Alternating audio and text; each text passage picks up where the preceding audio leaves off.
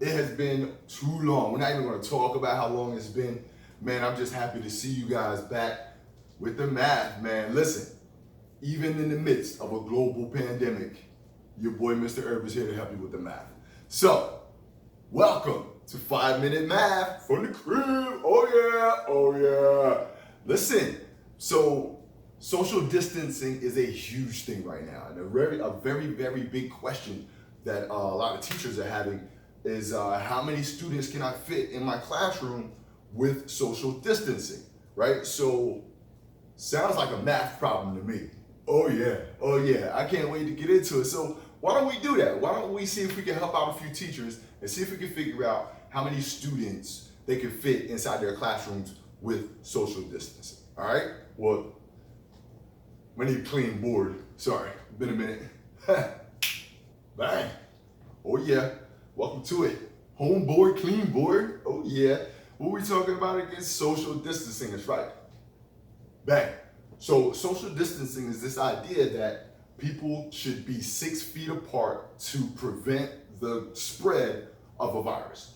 So in a classroom situation, that might be particularly tough because students get close together, and we have a lot of students, well, a lot of classrooms have 25, 30, sometimes 35 students in it. And I guarantee you they're not 6 feet apart. So let's see if we can figure out how many students we can fit inside a classroom. Now we're gonna do this 2 ways. I got a math way, and then I got a hands-on, like we're gonna build a type of model type of way.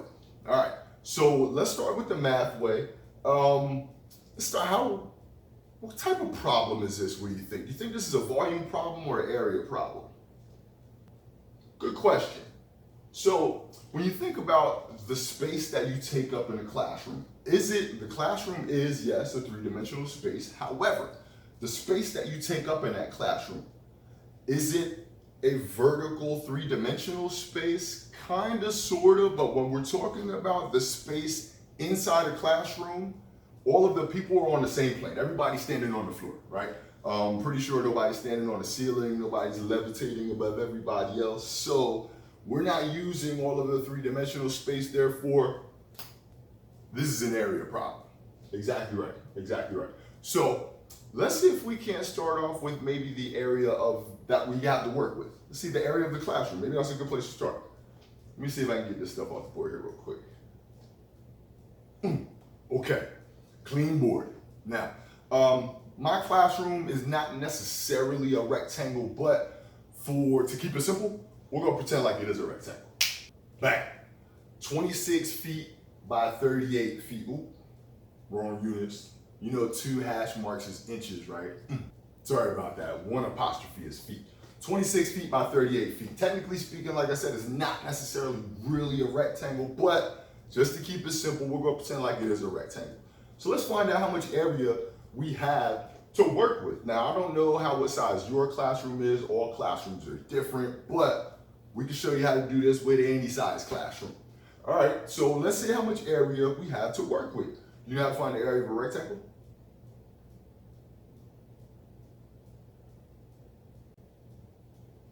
Oh, yep, that's exactly how you find the area of a rectangle. So, how much area is in this rectangle in my classroom? How much area do we have to work with? Okay, all right. Sounds like about what I got. 988 square feet. It's about 1,000 square feet that we got to work with. Now let's see how many people we can fit inside this 988 square feet. So now the question remains, how much space do I need as a person to maintain social distance? So if I want everybody 6 feet away from me, I want you 6 feet away from me, you 6 feet away from me, you 6 feet away from me, and I want you 6 feet away from me. I wish there was some sort of shape that could model that situation where I need everybody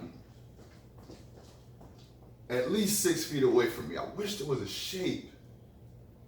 Golly. I wish there was a shape. Can you think of anything? Oh, sorry. My bad, I wasn't paying attention. Yes, a circle. A circle models this perfectly, right? This is me in the middle. And I need everybody at least 6 feet away. So what's the radius of my circle going to be? Is my radius going to be 6 feet? All right, if this is me and you, sorry if I'm a little bit bigger than you are. Just not drawing perfect circles right now. Now, if I need us to be 6 feet apart, does that make my radius 6 feet? What does that make my radius if I need us to be 6 feet apart? Oh yeah, 3 feet. So if I need you to be 6 feet away, that means the radius on our circles needs to be 3 feet. Sweet. So I can calculate how much space I need and each person needs to maintain this distance. So let's figure that out. How much area am I and every other person in the room going to take up with our 3 foot radius of separation? All right, let's do it. You know how to find the area of a circle? Exactly right. Pi r squared. What's the radius of each of our individual circles again? 3. Oh yeah. Now don't forget order of operations. We do exponents first before we multiply. 3 squared is 3 times 3, which is 9. Oh yeah, don't forget pi. 9 pi. Now that's one way to write the answer for the area, but if we're talking decimals and we want a real number to attach this with, let's make sure we understand that pi is 3.14. And so the area we need as one person in the room is, bang, exactly right, 28.26 square feet. So, how many of these can we fit in here? Okay, all right. Quick recap. We found the area of our classroom to be 988 square feet, and we found the area that each person needs as personal space, as social distancing space, as 28.26 square feet. Now, a fast and dirty way to find out how many of these we can fit in there, simple division, right? Can I just divide this area by this area to find out how many of these will fit in there? Let's do it. Bang! I got almost 35 of these smaller circles can fit inside this classroom. Now, is that a true, does that answer make sense though? Do you really think we can fit 35 students in this classroom and maintain social distancing? Now let's think, are we forgetting something? Let's think about the stuff we're not thinking about.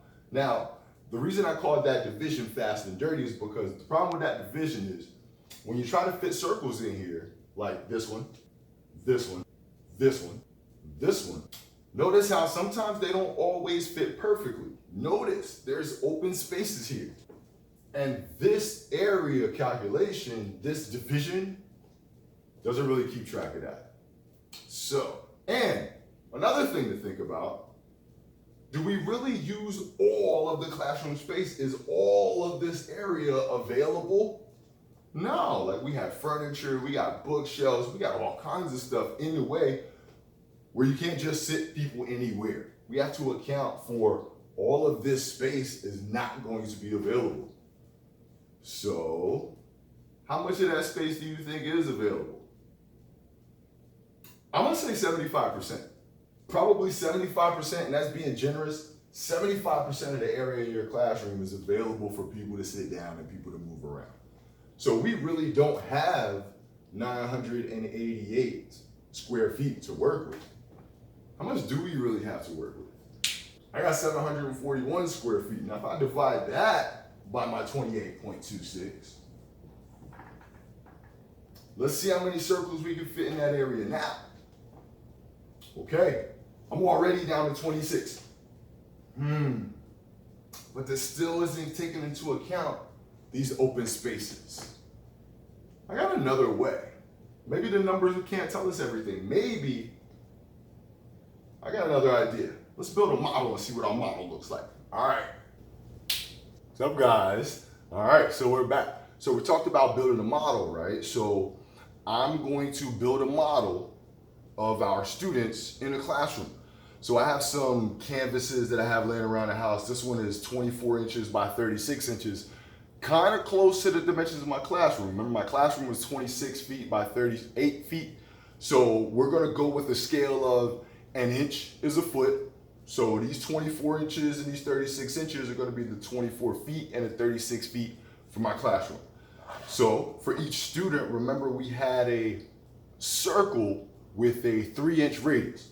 So I found a bowl with a diameter of 6, and I'm going to go ahead and just trace out one of these circles. And I'm not going to cut out a bunch of them. I'm going to stack these papers up and cut a bunch of circles at one time. And then we'll lay these circles down on this board to see exactly how many of these circles we can fit inside our classroom. All right, let's do